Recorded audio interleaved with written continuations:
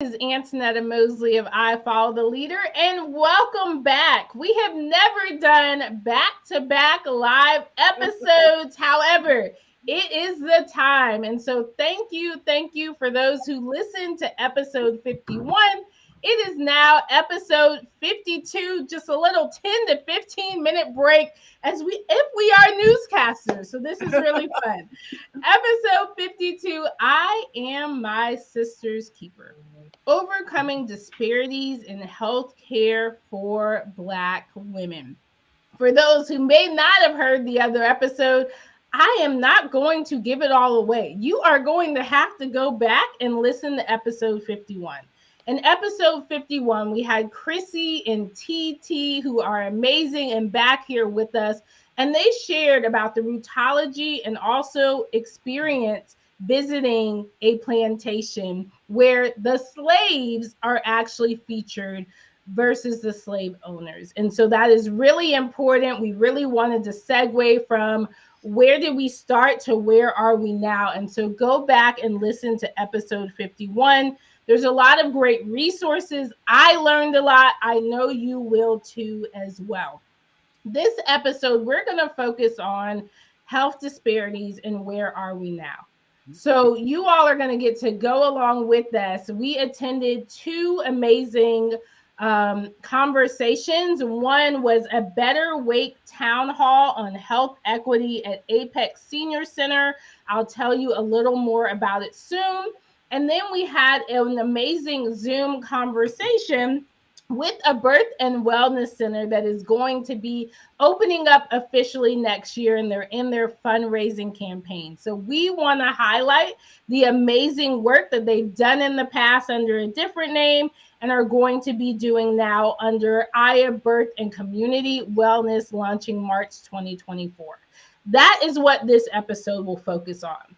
One of my favorite quotes is Peter Drucker: what gets measured gets managed. And so we want to share a little more about each of ourselves and the statistics we think you need to know about as it pertains to Black women's health.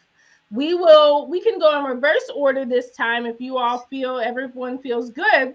And so I want to start with TT, if you don't mind introducing yourself and sharing your stats.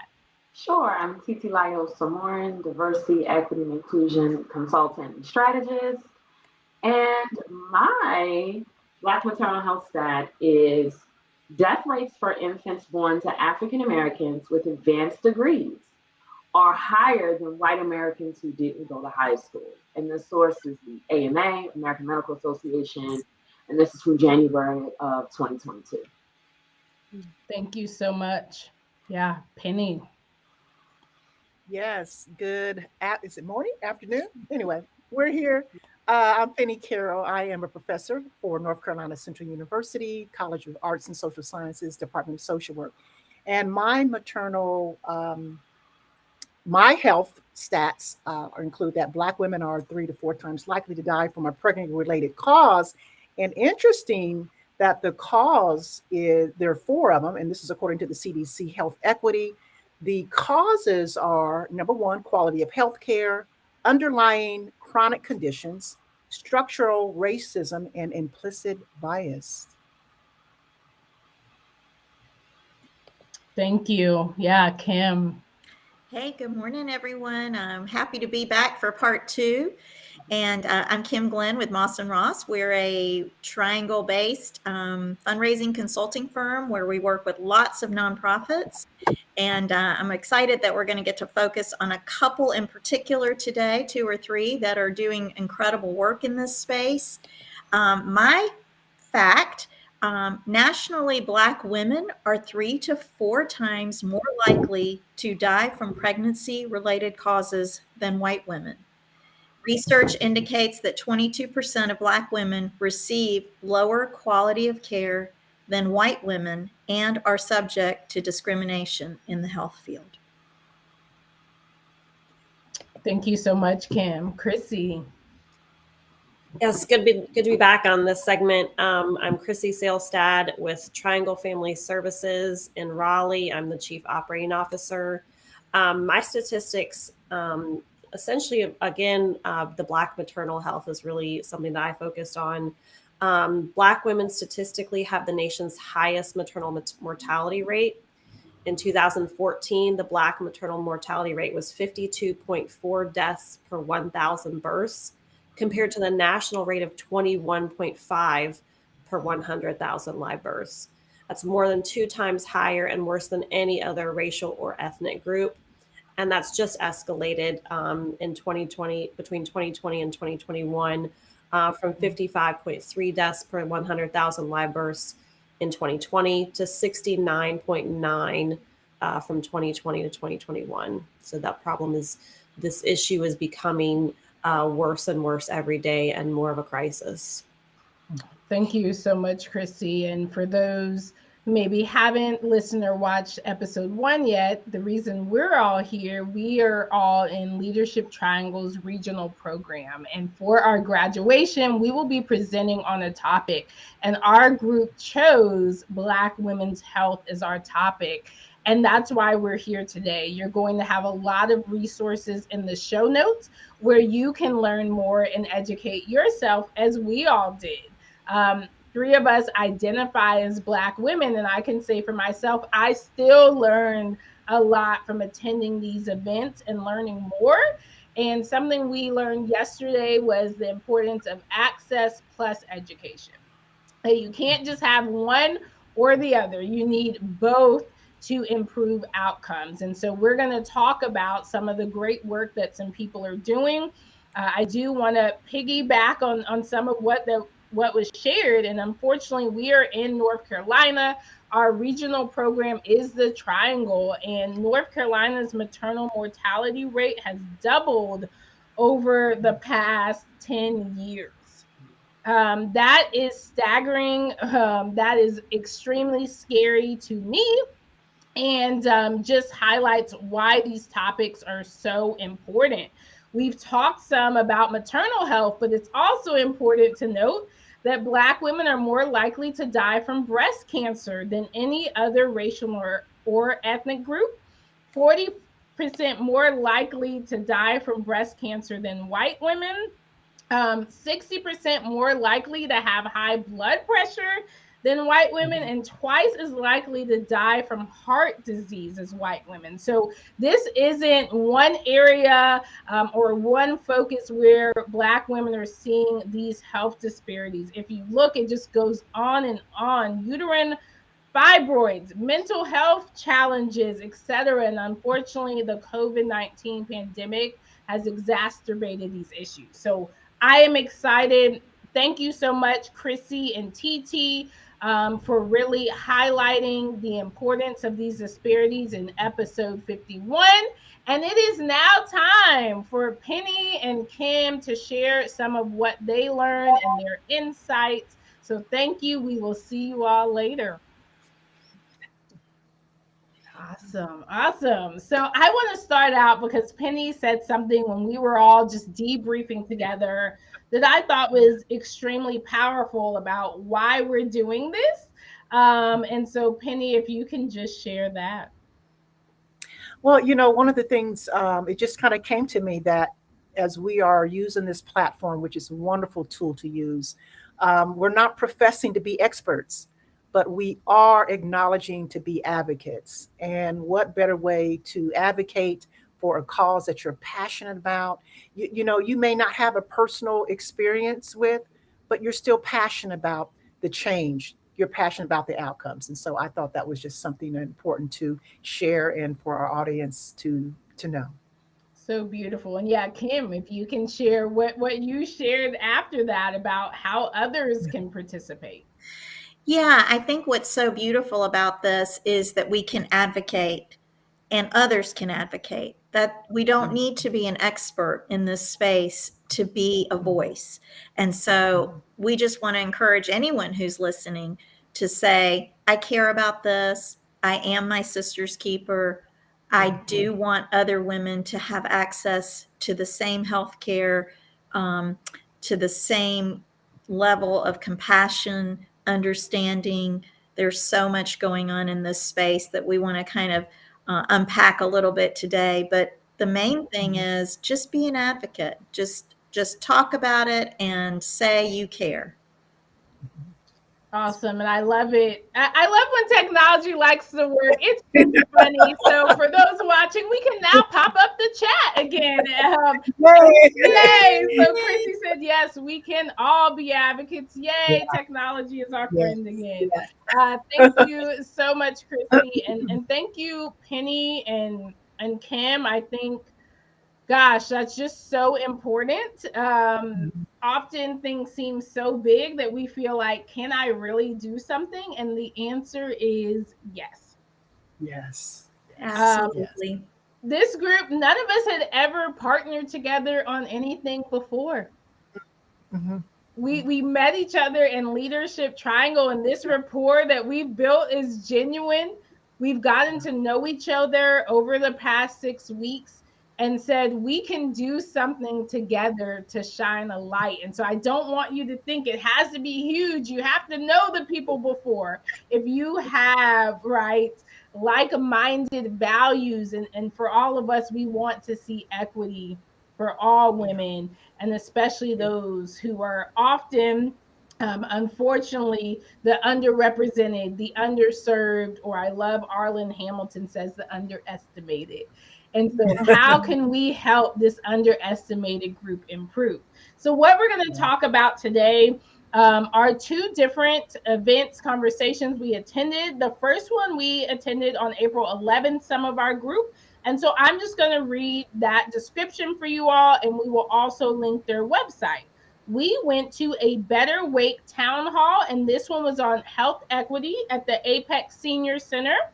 And it was really powerful. So, what is a Better Wake doing? Well, they want to reimagine systems that create inequitable outcomes for Black and Brown residents. And so the Triangle Diversity, Equity, and Inclusion Alliance and its partners built on their longstanding work in the community to create a blueprint. I love this. They created a blueprint to dismantle systemic racism in Wake County, North Carolina. And it is a living document comprising more than 40 goals and 150 near term action items that organizations can take to address systemic racism. Created by a group of more than 50 leaders from community based organization, and it targets four areas: criminal justice, economic mobility, education equity, and health equity. How did they come to those areas? Well, they were identified from recent state and local research and were selected to leverage the effort. Three additional parameters served as guideposts: systems change, local orientation, and potential for near term action. And I think that's powerful because so often, right, change doesn't have a plan. And for any real change, we actually need a documented plan with measurements. And so that's why this is so powerful. I want to highlight their work. So next up is their educational equity town hall on May 9th and the criminal justice one on May 30th. So if you're in the Triangle area, you don't have to be in Wake County. I live in Durham, and the information was really impactful for me. They are also hosting a DEI conference on July 25th. And so many people from the Triangle come to that. I will actually be on a panel there and can say if you're looking to learn more about equity and DEI, that is a great space to be in and to meet other change agents. So that is one of the groups we'll be talking about. The next group is the Aya Birth and Community Wellness Center. Like I told you, they will be officially launching in March 2024. And Aya is birthing justice right here in the Southeast. Aya is a symbol of endurance, independence, perseverance, and resourcefulness. As North Carolina's first Black-led birth and wellness center, they wanted the name of the business to embody that and signify the reclaiming. Again, words are so powerful. I love that. The reclaiming of safe maternal and general health care for people of color. And their mission is to create a culture of community centered maternal and reproductive health care for people of color by scaling a Black led network of birth and wellness centers across the Southeast. And we're going to talk later about some of the services that they're offering. Why is this needed? And also, we can't not link episode 51 to 52. So we heard Chrissy and TT talk about Black women starting to help take care of each other, and we're going to link that to this conversation we had with Aya. So I know that was a lot, but it's important that we highlight those who are doing this amazing work. So would love, Kim, I know you were at a Better Wake town hall. Would love to know from you just what was your impact from attending that event. Did you learn anything new? What was something that came from attending that for you? Yeah, some of the things that I learned that were just super stark and sobering is that there is, I mean, they called it, they said there is a crisis in maternal health, specifically for underrepresented and underserved and underestimated populations. I love that word. And what we learned was that in Wake County, there are only two places where you can get access to maternal health: the health department and a nonprofit in Wake County called Neighborhood Health, which is seeing 7,000 patients a year, not just for maternal health, but there is just not enough going on in that space. And two maternal health clinics in the Triangle area closed their doors in the last year. Which is why we are so excited about Aya, because it's not just a clinic, it is an actual birthing center, which will be a wonderful option for women of color and other women. It's, you know, anyone who needs this kind of access. And I wish I had had something like that, because I have been a mom, and the idea that you get the kind of care that Aya is going to give is unbelievable. They do in-home visits. They come and see you week 1, week 2, week 3, after you've had your baby. And I mean, I remember bringing the baby home. It is the most overwhelming thing in the entire world. I had no idea what I was doing. I kept reading those books, What to Expect When You're Expecting, but none of the books about what to do when you brought the baby home. So, you know, it's not easy. And so I love what Aya is doing, that they are just wrapping services around these women. And they said their statistics are great. Their outcomes are great as a result. Yes, thank you. And I just want to, I love shouting out our audience, those who are watching live. So, Jay Dwayne, good to see you. I see him at a lot of community events, and he was also at the Health Equity Town Hall. So awesome to see you. And I love that, Chrissy, it's so important that we root these, right? Root ourselves in definition. So, health equity should be attainment of the highest level of health for all Yeah. people. And so, what we're talking about today, unfortunately, right now, that's not the case. And so, hopefully, the vision for all of us is how can we get to a place, right, where all people have the same health outcomes in the Triangle, in North Carolina, in the United States, and that's not the case today. So, Penny would love to just hear your initial thoughts, learning more about the Birth and Wellness Center. Yes, I am really excited to had the opportunity to be part of that Zoom call. I have, I'm not a parent, but I have to say that I am an advocate, and I have been compassionate about maternal child health for a lot of years as a social worker in Ohio. Prior to becoming an academic professor, I worked in the fields. I worked at the hospitals. I worked in a neighborhood that had high infant mortality rates in Ohio, and we were serving women, pregnant women who lived in those underserved neighborhoods who had high risk of infant mortality. And so to um, to see about this birthing center that is really been highlighted, and obviously we know about the maternal the maternal death rates. I like the holistic. I like the holistic approach. Not I like, I love the holistic approach. It's so important for the women to be heard. And that is what, I wasn't really comparing, but I was just letting them know when we were on the call. I said, we would have pregnant moms. I worked on this mobile unit for 8 years. So I've been in maternal child health probably for about 12 years at whole. But for 8 straight years, I worked right in the community.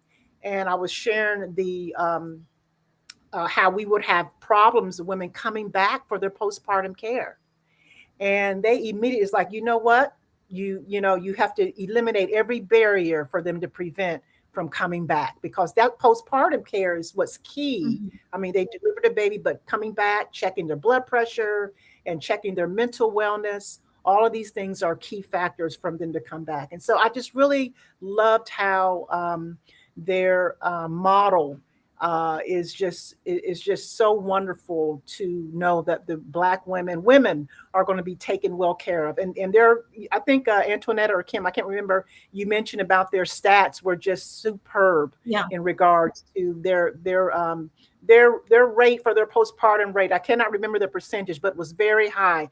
The women are coming back for their postpartum care, and so it was very enlightening to hear, and wonderful to know. Well, and what was so interesting about that is if you couldn't get back, they came to visit you in your home. Yes. Yeah. And, when you've had a baby and you are, I don't know if transportation is an issue, not childcare, but you're working, all of these things are going on if you're going back to work, and to have someone come in your home and help you and tell you it's going to be all right and show you how to put your baby on his back or her back, or what are all the things that you need to do to be able to care for your baby and yourself, is just crucial. So I loved that piece where they're going to come find you. That's what it sounded like. They're not letting you go. Yeah. And I loved that about them. So it's beautiful. And Absolutely. yeah, they say, right, that they're building a scalable solution to America's maternal health care crisis. And so we are going to link their information, and they can even send you their amazing deck. But what they say is, unfortunately, healthcare and birth care for people with uteri is out of reach and out of touch. So they talk about access. People can't get access to the kind of care they deserve, especially in the Southeast. Costs. People are paying more directly and indirectly for worse care. I just want to repeat that again. People are paying more directly and indirectly for worse care. It is 2023. To even imagine that stats are continuing to get worse for Black women is terrifying when you think about, right, how much we've learned in the past 50 to 100 years, and why is that not translating to Black women, brown women, right, others care? Why is it not translating? Workforce, what they say is there aren't enough trained providers to meet the demand.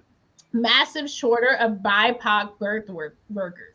So those who understand, those who have been through it, those who have some of the same identities and demographics.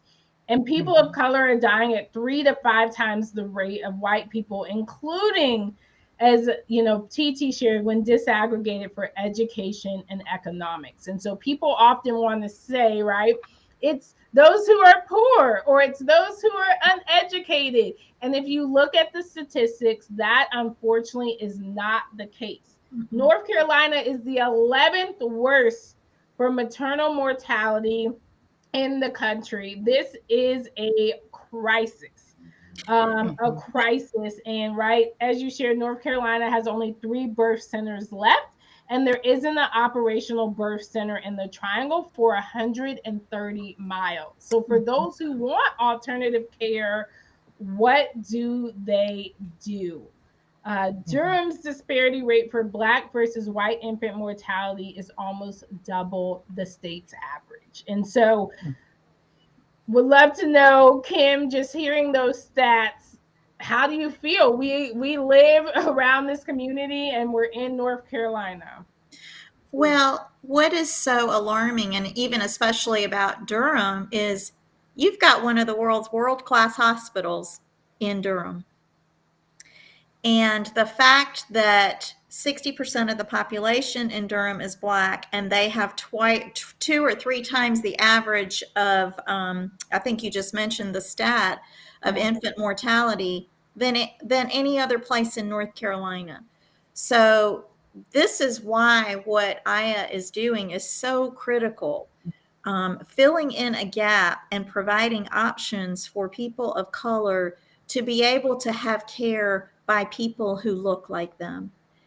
And they have a white doula as well, so they've got it all. But the idea that there's someone of color who understands, what I loved about what they say is they respect your culture, they respect your differences, they hear and listen to what you are saying.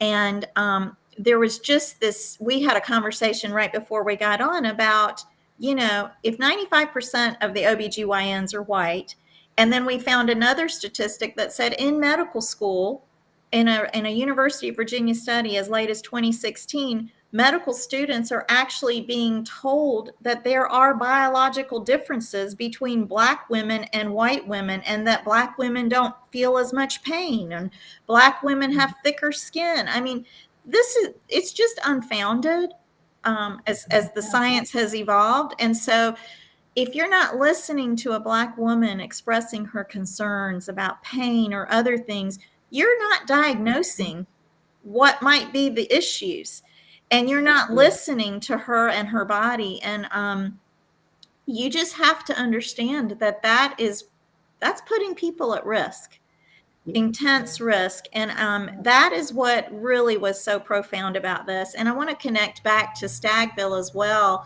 this idea that there were women who ended up standing in and becoming those doctors and those caregivers for their sisters and their families. And the doula and the midwife grew out of that. And as tragic and hard as it is to hear, I love knowing that these women today are claiming that beautiful part of their ancestry and carrying that forward to their sisters. And so I just applaud the work that they're doing on so many levels. And I'm so glad that, that gives me hope. Yes.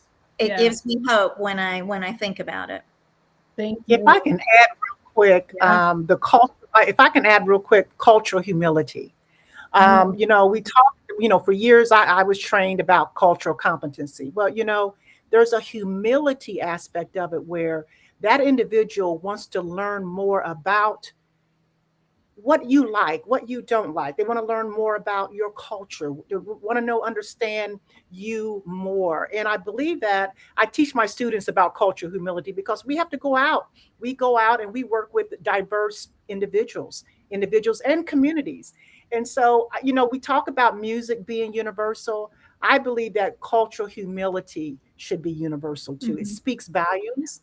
And I think that part of that could change if we become more humility, if we have a sense of humility about different cultures and the people that we are working or serving. I think that we would see a difference. That's my own view, but I've seen it work. I've seen it changing in my years in my profession. I've seen it work, and I've seen it made positive outcomes. No, that is, Chrissy said this, and I agree. Very beautifully said. I think it's so important. And, even reading Aya's description that talked about what Kim said, the reclaiming, right? How do you reclaim things that were part of your culture and your history? And so we're going to talk more about the town hall in a second. But what I wanted to do is just share what Aya told us, that they're going to have diversified services, which means they can provide quality, holistic healthcare under one roof. So they're going to have the birth center, they're going to have basic reproductive care, gender affirming care, open access maternity clinic, workforce development opportunities, and culturally appropriate care. And so just seeing, right, they are looking at the whole cycle, as Kim and Penny shared. They're not looking at just one point, right, just the giving birth. They're looking at everything in the cycle. And we just wanted to highlight that they are going through a capital campaign now. So if you are thinking about how can I support, they have raised 410,000, but need to raise an additional 1.6 million to purchase and outfit that building for their flagship location that they are looking to have start next year. We are going to link their information so you can connect with them. They also were so kind as to share more resources and stats with us. New CDC report, bridge span report as well, and a new study that is specifically about maternal mortality in North Carolina. We are going to link all of those and really want you to take the time to get to know this amazing group. And again, thank you so much to Aya, to your employees. We got to meet 3 of their dynamic employees and those doing this work, and just so appreciate. We will tag you in this. We just so appreciate your willingness to stand in the gap for Black women and other underestimated women. So thank you all. Thank you all. What I want to share, and I'll pull this up from Chrissy, and then I'll share some other quotes and get our panelists' thoughts. But Chrissy sharing about a Better Wake town hall. It was shared that providers and others have to have the courage to actually look at the data, acknowledge it, and take action on it. And I can say in DEI, this is one of the biggest pitfalls, is people seeing the data and not wanting to acknowledge it. So thank you, Chrissy. That is so important. So I'm just going to read some of the quotes. You all just share whatever identifies with you or anything you want to highlight. Some of the powerful quotes I wrote from the town hall was that we need to focus on the social determinants of health, right? That is so key. That prejudice is an attitude. Discrimination is behavior. Danya shared, who is in Wake County and an awesome advocate, regardless of the why, we are here now. And so that makes me think we know where we are, what are we going to do? And then to highlight what Chrissy shared, Bobby shared, courage plus commitment is needed.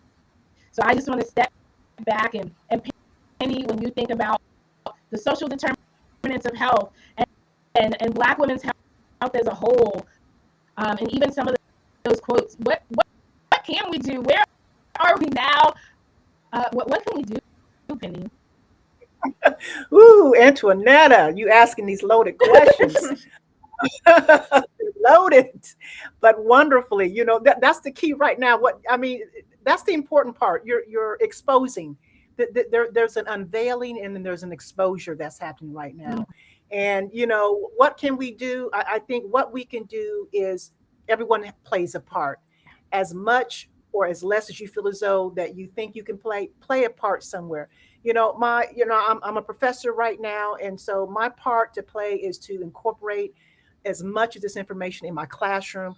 No, my classroom is not a healthcare classroom, but I do incorporate components of health and wellness and disparities and inequity and inequalities in my class, in my curriculum, so that when students are preparing to be helping professionals, they will leave my class knowing that there's a lot going on that they may not have known before. Mm-hmm. And so it just, each of us, we just, play a part in it. This is why our team is so beautiful. We're all different. We all have different professions, but we're all figuring out that little niche, how we can wedge in and come together and make this beautiful podcast of information. And we've traveled and we've attended things. And so it's just really playing that part, knowing where you are, where you stand, your compassion, and just playing that part and just, taking it and running with it.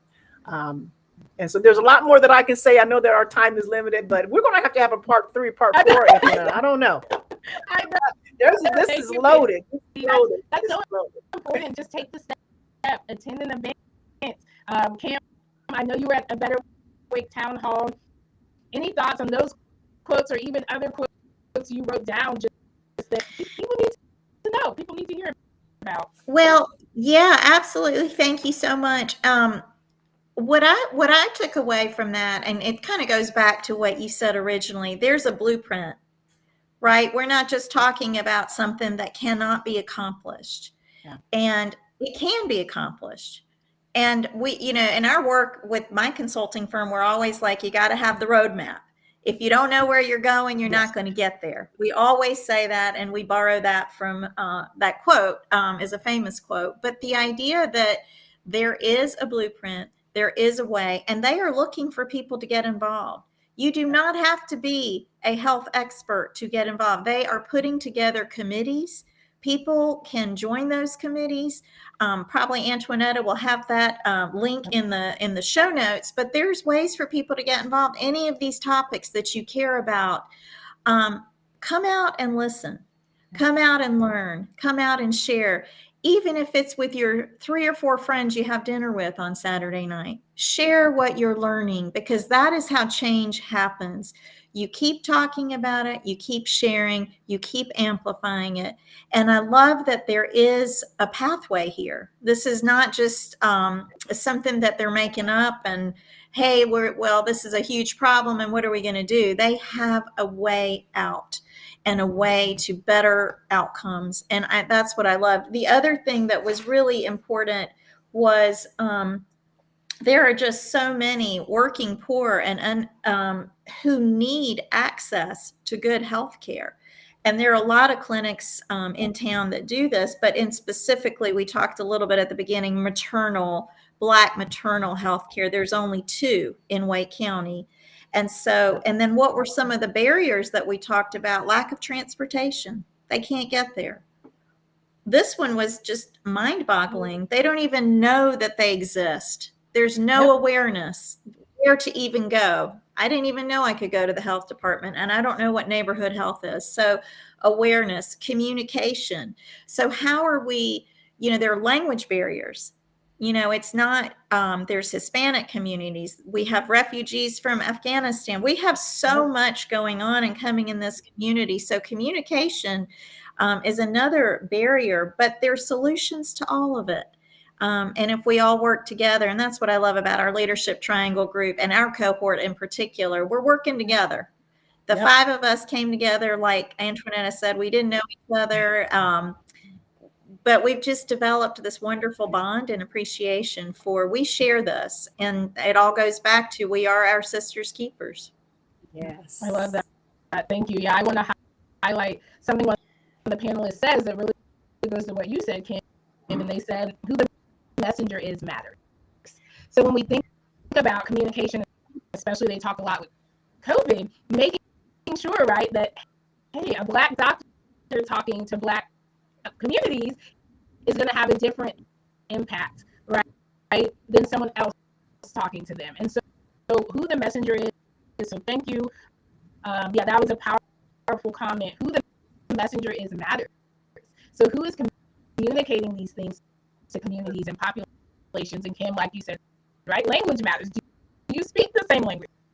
Are you translating this information? Are you making sure it's accurate translation if you're translating documents, and connecting, right, with those who are Hispanic, Latino, etc., and making sure, is this how you would say this? Because things don't always translate. I love it. Someone said, don't treat race as a pathology or a problem. Look at it as an asset.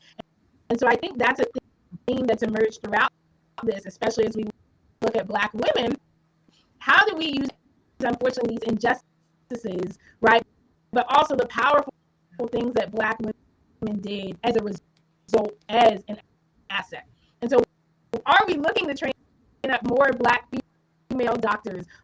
Are we looking to make sure more Black women understand their health and can be messengers for the younger generation? And so I think those are some things, and not to just leave us with a big, another wide open door, but something I wrote written down was it all stems from residential racial segregation. And so to go back to our first session, and even yesterday in our leadership triangle class, Chrissy talked about this, how there's a book about this, how it all goes back to housing, right? Housing, residential segregation.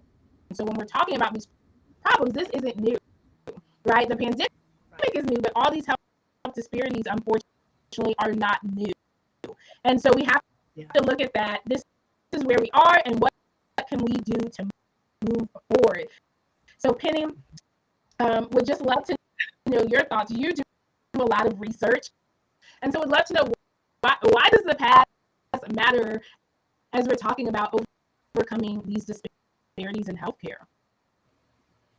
Well, it comes from, again, when you think about the passion, I think about my grandmother who lived to be 102, my maternal grandmother. I think about my mother who's I don't know if she wants me to tell her age, and she's up there. She's at 80, 90.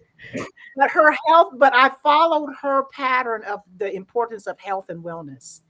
And I want to circle back in regards to just real quick, the causes of the pregnancy related deaths, according to the CDC, was quality of health care and underlying chronic conditions. Yes. Now, when I think of chronic, well, if you look at the definition of chronic, is 1 year, a chronic condition lasts 1 year or more, and it requires ongoing medical attention. Now, we're not talking about senior citizens here. We're talking about young people who are having chronic conditions that are not either they're either trying to express this to their doctor or they're not getting the quality care. See, it just kind of it's like a link. Quality healthcare, chronic conditions, quality of healthcare. Are you listening to me? Are you hearing me? So it just kind of circles back, and I have to share, and I share with you. I traveled 2 hours, almost 2 hours, to find a Black GYN because I could not find the one that I had in Wake County. She moved to another state. It was important for me. I wanted to be heard. I wanted to be listened to. I wanted to be understood, and that was important. So I traveled almost 2 hours so that I can get my health and wellness taken care of. And I have a PCP. Those were important for me. I researched them out before I moved here to North Carolina from Ohio. That was important for me. And so it's and knowing that you are valuable. It's okay. It's okay if you want quality health care. It's okay. That's where the culture, I keep wanting to talk about the humility comes in. Yeah. So whether or not you're there or you're not there, but express humility. Thank you. Yeah.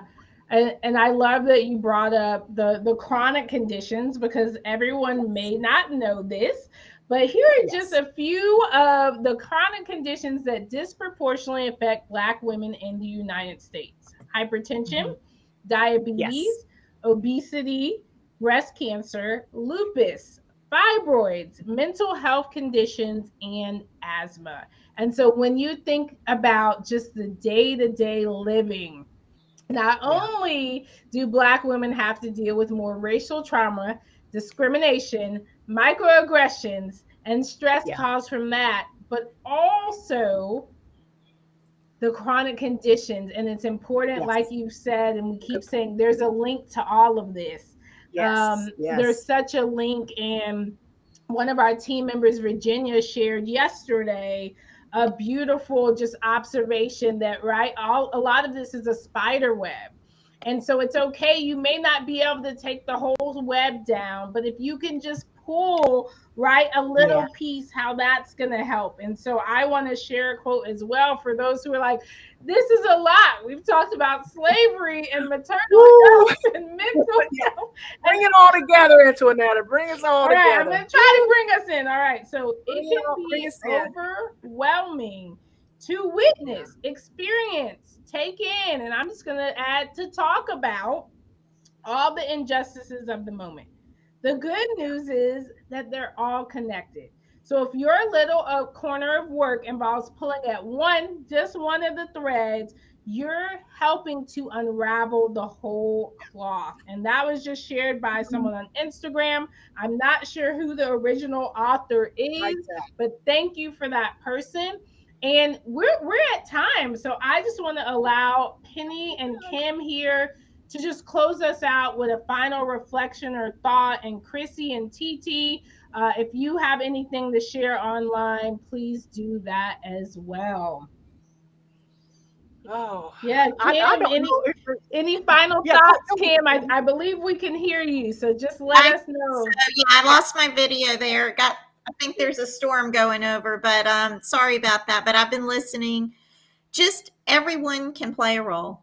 I think that's the message. Everybody can do something and play a role. And I just hope that this episode and um, I really want to thank Antoinetta for her podcast and the availability of this to shine the spotlight, and to all the cohort, my friends in this group whom I just have grown to love and admire very much. But I can see there's an energy here, and I hope that people understand that they can play a role, and that those are kind of my parting words. So tune in to what other ways you can help, and take it away, Penny.